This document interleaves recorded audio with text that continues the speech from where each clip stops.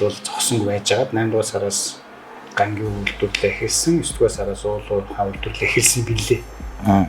Ах нь бол 10 сарын 24-нд ажил авсан. За ингээ 11 сараас бол экспорт эхэлсэн. Ерөнхийдөө бол алдагталтай явж байгаад сард нэг ойролцоо 1-3 тэрбум төгрөгийн алдагталтай явсан юм бил. Ингээ оны эцсээр бол яг манайх нэг нэмэх гарсан.